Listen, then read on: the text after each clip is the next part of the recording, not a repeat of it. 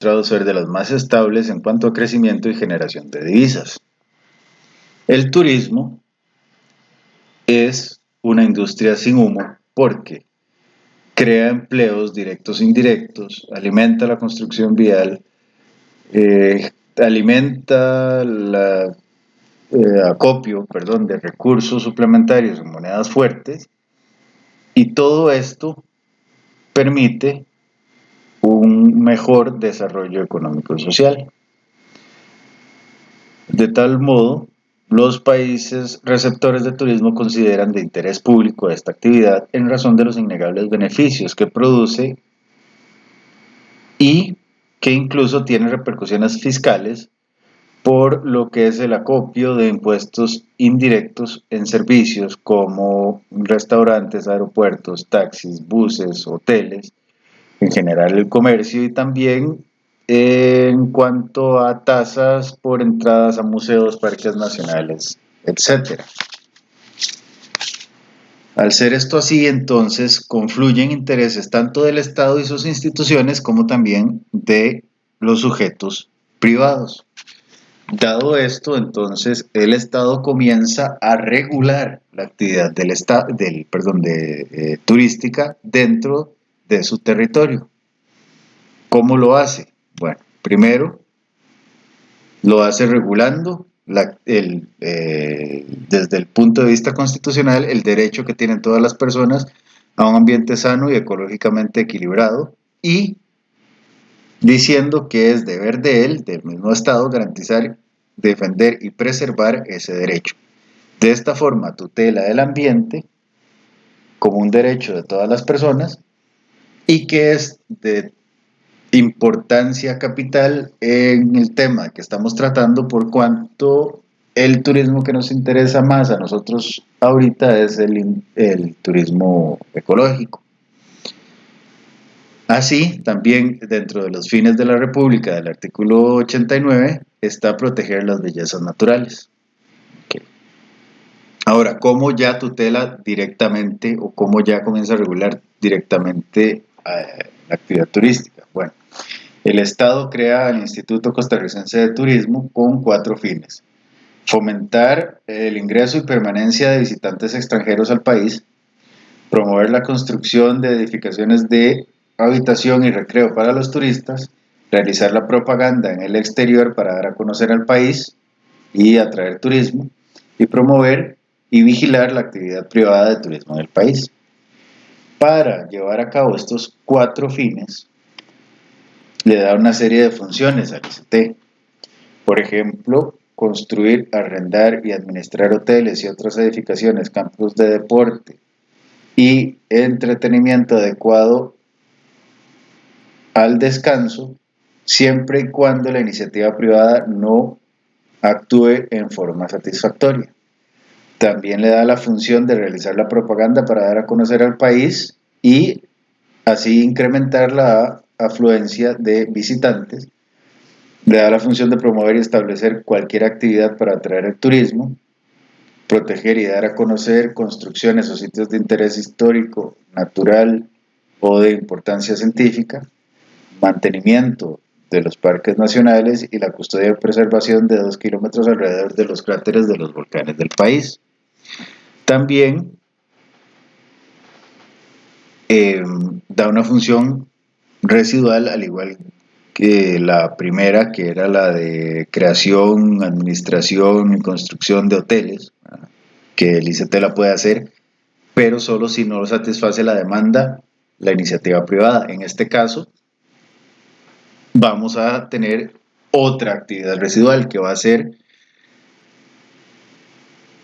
la información de las tarifas de precios por cobro de servicio de restaurantes, bares, cantinas, cafés y clubes nocturnos, porque eso lo aprueba el Ministerio de Gobernación, pero el ICT tiene que obligatoriamente tener registro. Entonces, los dueños de todo este tipo de establecimientos, incluidos también hoteles y cualquier otro tipo de alojamiento, tienen que mandarle la información al ICT para que el ICT tenga conocimiento de las tarifas que se cobran en el país. ¿Por qué? porque el artículo 42 de la Ley Orgánica del ICT impone la pena de arresto de 30 a 180 días en el inciso A al que altere o fije abusivamente precios o calidades de mercancías, alojamientos, comidas y otros servicios que fueren ofrecidos al turista. Entonces, si hay un diferendo entre lo que yo reporté y lo que yo estoy cobrando, o si estoy ofreciendo un nuevo servicio en el que no tengo tarifa autorizada y la fijo abusivamente, se me va a aplicar este inciso A. Además de cualquier otra actividad que se subsuma en el cobro por servicios que no se esté acostumbrado a remunerar, organizar o participar en cualquier forma en el aprovechamiento abusivo del turista, promover o participar en ofrecer al turista espectáculos o actos contrarios a las buenas costumbres o la moral, o contravenir las disposiciones que se dicten para la comodidad, garantía, protección y seguridad de los turistas. Entonces, todas esas 4 actividades descritas en incisos del A al E del artículo 42 de la Ley Orgánica del ICT son sancionables con arresto de 30 a 180 días. Además, para darle sustento económico al ICT se crea un impuesto que va a administrar y percibir, que es del 5% del valor de los pasajes vendidos en Costa Rica para cualquier clase de viajes internacionales y 5% sobre el valor de los pasajes cuyo origen de ruta sea Costa Rica. También en la Ley de Fortalecimiento del Desarrollo de la Industria Turística se crea un impuesto de $15 netos que se van a cobrar a las personas que ingresen por vía aérea al territorio nacional y que haya adquirido su boleto en el exterior, y esto va a ser para la promoción, el mercadeo, planificación y desarrollo sostenible de Costa Rica como destino turístico. Ahora, una ley que es muy importante para quien emprende económicamente en la actividad del turismo es la Ley de Incentivos de Desarrollo, para el desarrollo turístico. Esta ley lo que viene a pretender es el aceleramiento del desarrollo de la actividad turística en el país, ¿verdad? Y va a aplicar para los servicios de hotelería, transporte aéreo de turistas nacionales e internacionales, transporte acuático de turistas, transporte receptivo de agencias de viajes y arrendamiento de vehículos a turistas nacionales y extranjeros. Esta ley lo que hace es crear una serie de incentivos o beneficios que se dan mediante un contrato turístico que aprueba una comisión reguladora de turismo nombrada por la Presidencia de la República y que está conformada por un representante del ICT, un representante de Hacienda, un representante del MINAE y 2 representantes de la empresa privada, que van a evaluar la contribución en la balanza de pagos, la utilización de materias primas e insumos nacionales, la creación de empleos directos o indirectos, el efecto en el desarrollo regional, la modernización o diversificación de la oferta turística nacional, los incrementos en la demanda turística interna e internacional y los beneficios que se reflejen en otros sectores para conceder estos incentivos en el contrato turístico. Ahora bien, ¿cuáles son estos incentivos? Bueno, en cuanto a hotelería, va a ser una exención de tributo sobre tasas sobre la importación o compra local de artículos para el funcionamiento o instalación de empresas nuevas o de nuevos servicios, así como para la construcción, ampliación o remodelación de los edificios. También va a conceder depreciación acelerada de los bienes para efectos fiscales del impuesto sobre la renta. Se va a conceder la patente municipal. Se va a autorizar al Banco Central para que estos hoteles funcionen como cajas auxiliares y entonces puedan comprar divisas extranjeras a los turistas, y se les va a dar una exención o exoneración del impuesto sobre, el territorial, y esto va a ser por un periodo de hasta 6 años. Ahora, para las empresas de transporte aéreo internacional y nacional se va a dar una depreciación acelerada, combustible a precio competitivo y exención de tributos y sobretasas para repuestos de aeronaves. Para las empresas de transporte acuático de turistas, esa exención de tributos y sobretasas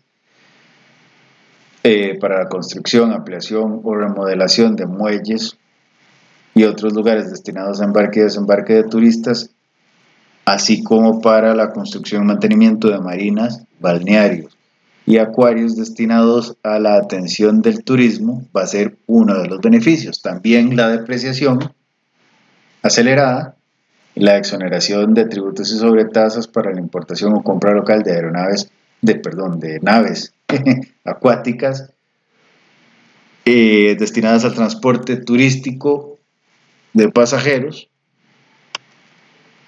En cuanto a las empresas de turismo receptivo de agencias de viajes, se crea una exoneración de tributos sobre tasas para la compra de vehículos de transporte colectivo con una capacidad de mínimo 15 personas.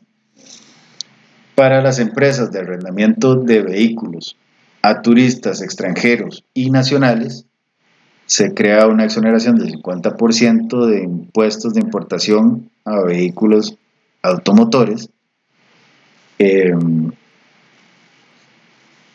Se crea también una obligación de contar con la licencia que otorga el ICT para circular. Entonces, tiene que tener una licencia turística del ICT, aparte de la revisión técnica, etc. También se les da una regulación de las tarifas y los servicios por parte del ICT. Esto para, repito, todas las empresas de arrendamiento de vehículos a turistas extranjeros y nacionales. También existe la ley de fomento del turismo rural comunitario, que tienen como objeto dar uso óptimo a los recursos ambientales, respetar la autenticidad sociocultural de las comunidades anfitrionas, asegurar actividades económicas viables a lo largo del plazo, que reporten beneficios socioeconómicos bien distribuidos y que el turismo rural comunitario tenga un alto grado de satisfacción entre los turistas. Ok, ¿cuáles actividades van a ser consideradas de turismo rural comunitario? Bueno, las posadas de turismo rural, que van a ser entendidas como los establecimientos de mínimo 3 habitaciones dotadas de baño privado, que ofrezcan el servicio de alimentación en un entorno rural. También las agencias de viajes especializadas en turismo rural comunitario, las actividades temáticas especializadas en turismo rural comunitario, que van a ser áreas destinadas a ofrecer servicios turísticos y o de rescate de patrimonio cultural, sea material o inmaterial, y los servicios de alimentación y bebidas, que van a comprender restaurantes rurales, fondas, sodas de comidas locales y servicios de comida criolla a domicilio. Okay. Reglamento de empresas de actividad turística. Okay. Está esa ley y tenemos un reglamento. Ese reglamento lo que pretende es regular el otorgamiento de declaratorias turísticas a las empresas y actividades que clasifiquen como turísticas. El ICT entonces va a establecer un registro de empresas y actividades turísticas y ese registro va a tener la sección de empresas de hospedaje remunerado, que va a incluir entonces hoteles, apartoteles, condoteles, hoteles en tiempo compartido, cabinas, albergues, etc.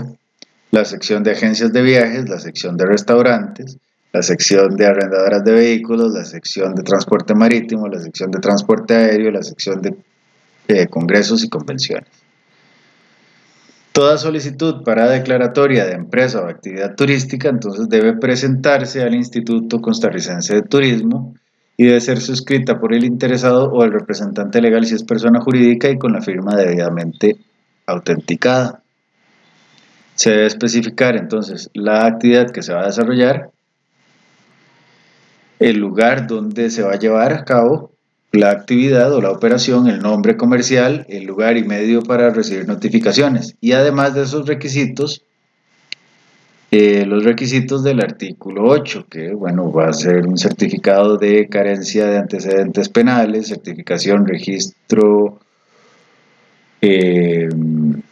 notarial o certificación de registro nacional, ¿verdad?, de la personería jurídica de la empresa, declaración jurada del objeto turístico, reporte de cambios de representante, administración, etcétera, plano catastrado de título de propiedad y Para poder optar por esta declaratoria, entonces las empresas gastronómicas y centros de diversión nocturna deben obtener y mantener una clasificación de 3 tenedores en el caso de gastronómicas y 3 copas en el caso de centros de diversión, o sea, se les exige cierto nivel de calidad.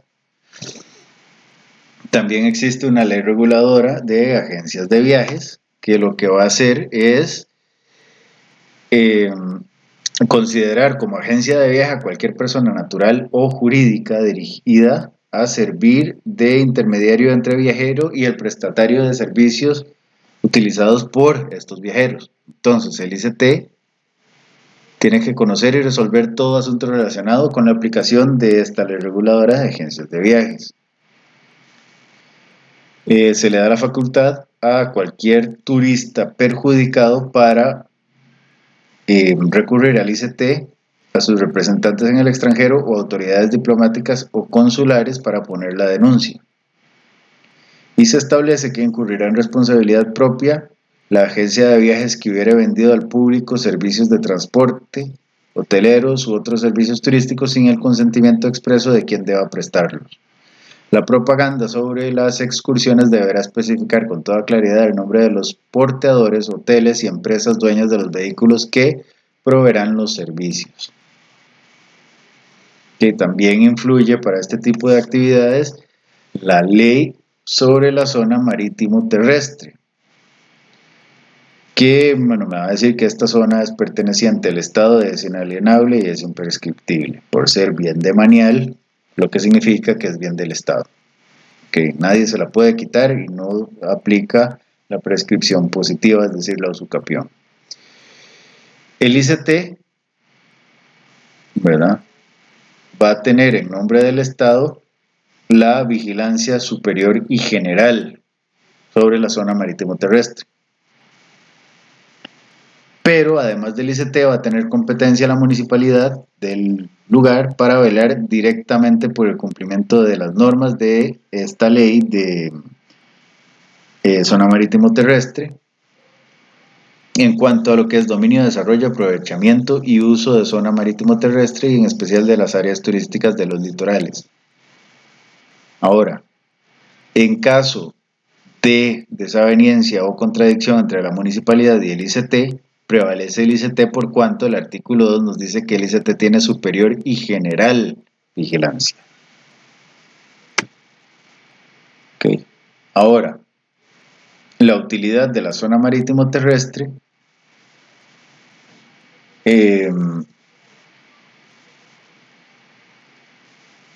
es de patrimonio nacional y puede rescatarse por medio de expropiación.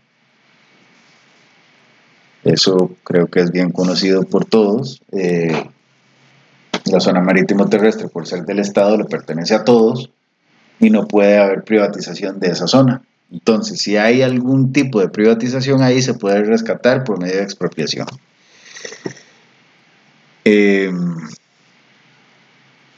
¿Cuál va a ser esta zona marítimo terrestre? La va a ser la franja de 200 metros de ancho a todo lo largo del litoral atlántico y pacífico de la República. Aquí tenemos un problema conceptual porque nosotros no tenemos Atlántico, tenemos Mar Caribe.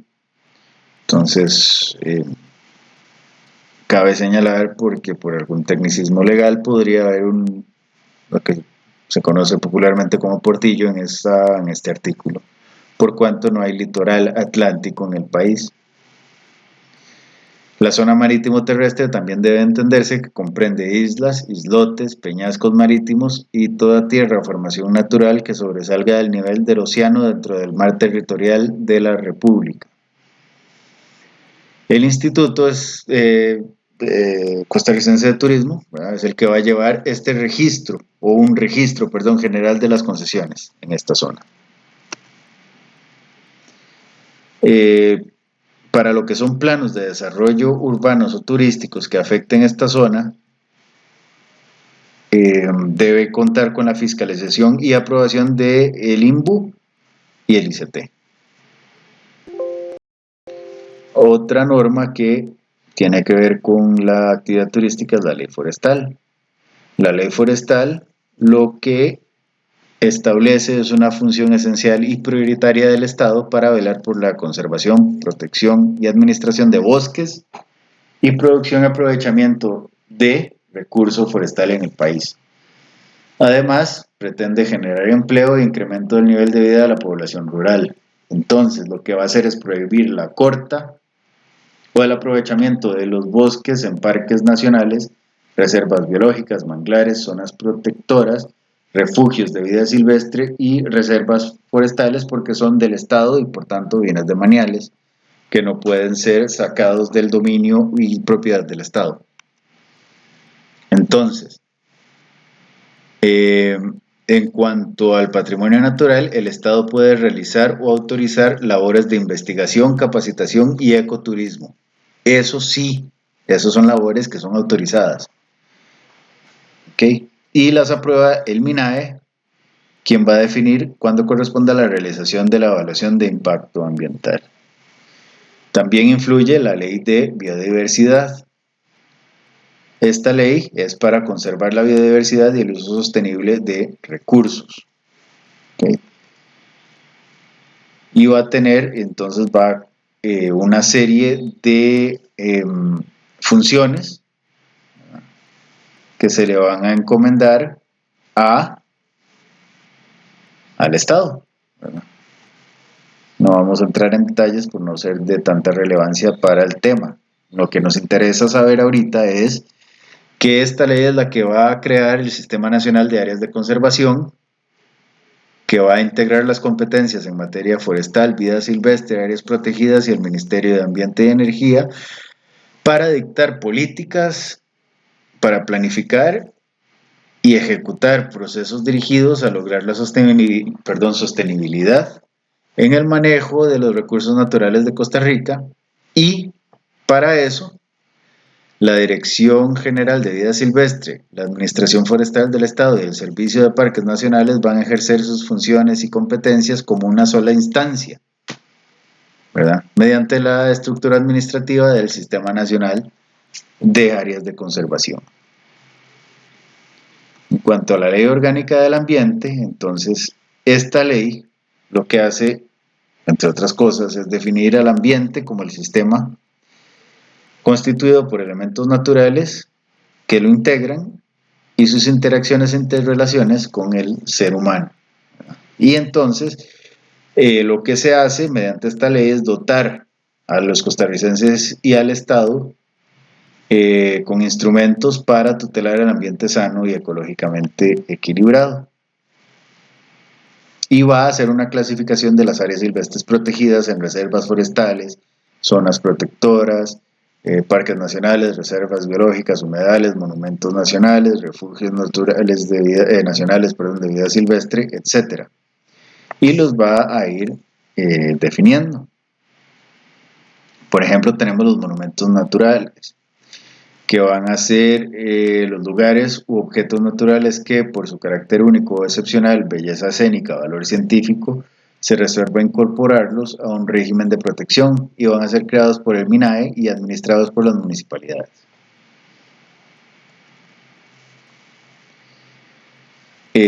Va a definir también qué se va a considerar legalmente como contaminación al ambiente, que va a decir que es toda alteración o modificación del ambiente que perjudique la salud humana o atente contra recursos naturales o afecte el ambiente en general de la nación. Para eso el Estado puede adoptar medidas para prevenir o corregir esa contaminación. Y finalmente, como para terminar este vistazo general sobre las normas que pueden afectar la actividad turística en el país, hay normas penales que van a imponer sanciones. Por ejemplo, en el Código de Minería se impone prisión de 3 meses a 5 años al que desarrolle actividades mineras de reconocimiento, explotación o exploración en Parque Nacional, Reserva Biológica u otra área de conservación de vida silvestre que goce de protección absoluta. En la Ley de Aguas, el artículo 166 pone pena de prisión de 3 meses a 1 año o multa de 180 a 720 colones, que ya eso devienen inaplicables por ser desfasados. Al que arroje a los cauces de agua pública lamas de las plantas beneficiadoras de metales, basura, colorantes o sustancias de cualquier naturaleza que perjudiquen el cauce o terrenos de labor o que contaminen las aguas haciéndolas dañosas a animales o perjudicando, la pesca, agricultura, industria, etc. También la ley de biodiversidad, en el artículo 112, dice que quien explote, bioprospecte o tenga acceso a la biodiversidad sin autorización de la Oficina Técnica de la Comisión, se le impondrá multa de 1 hasta 12 salarios. ¿De cuál salario? Del oficinista 1 del Poder Judicial, que, si no me equivoco, para este año están 446.200 colones. La ley de conservación de vida silvestre, utilizando este mismo salario base, va a imponer multas de 1 a 3 o pena de prisión de 2 a 4 meses y comiso de las piezas a quien extraiga o destruya sin autorización plantas, a quien importe o exporte sin autorización flora silvestre o productos o subproductos de esta flora silvestre, se le van a imponer multa de 1 a 10 años, de 1 a 10 salarios base o pena de prisión de 2 a 4 meses y evidentemente el comiso de las piezas al que utilice especies declaradas en peligro de extinción o con población reducida. De 5 a 15 salarios base o pena de prisión de 3 a 6 meses si se trata de productos o subproductos de árboles maderables declarados en peligro de extinción o población reducida. Y multa de 50% de 1 a 3 salarios base o pena de prisión de 1 a 3 meses y el comiso de las piezas cuando se trate de plantas que no se encuentren en peligro de extinción. También el artículo 95 me va a decir que a quienes comercien, negocien, trafiquen o trasieguen animales silvestres, sus productos o derivados sin el permiso del Sistema Nacional de Áreas de Conservación, se les va a sancionar con multa de 10 a 40 salarios base o pena de prisión de 1 a 3 años y el comiso de las piezas, en este caso van a ser los animales, cuando se trate de especies de población reducida o en peligro de extinción. De 1 a 5 salarios base o pena de prisión de 4 a 6 y el comiso de los animales o los productos cuando se trate de animales que no se encuentran en peligro de extinción ni en población reducida. También tenemos la Ley de Protección, Conservación y Recuperación de las Poblaciones de Tortugas Marinas, que en el artículo 6 me dice que a las personas que maten, cacen, capturen, destrocen, trasieguen o comercien tortugas marinas van a ser penados con prisión de 1 a 3 años y la pena va a ser de 3 meses a 2 años para el que retenga con fines comerciales a las tortugas marinas o comercie productos o subproductos de esta especie. Otro aspecto interesante es el tratado en la ley indígena. La ley indígena tiene repercusión en la actividad turística por cuanto el artículo 6 dice que ninguna persona o institución puede establecer de hecho o derecho cantinas ni ventas de bebidas alcohólicas dentro de reservas indígenas y que los establecimientos comerciales solo pueden ser administrados por indígenas. Evidentemente los establecimientos comerciales ahí ubicados. Solamente los indígenas pueden construir casas, talar árboles, explotar recursos maderables o plantar, cultivos para su provecho dentro de los límites de estas reservas. Entonces, si hay alguna actividad turística que pase por alguna reserva indígena, aplica este artículo 6. En general, pues la ley sobre la zona marítimo terrestre, entonces me va a establecer también sanciones de prisión de 6 meses a 4 años para el que explote o explore, explote flora y fauna existente en zona marítimo terrestre o marginales, también para quien en la zona marítimo terrestre construya o realice cualquier tipo de desarrollo contra lo dispuesto en esta o en leyes conexas, va a tener entonces prisión de 1 mes a 3 meses. Y para el funcionario o empleado que otorgue concesiones o permisos de ocupación o de desarrollo o aprobare planos contra las disposiciones de esta ley sobre la zona marítimo terrestre o leyes conexas, o impida o haga nugatoria la orden de suspensión o demolición, se le va a imponer prisión de 3 meses a 2 años.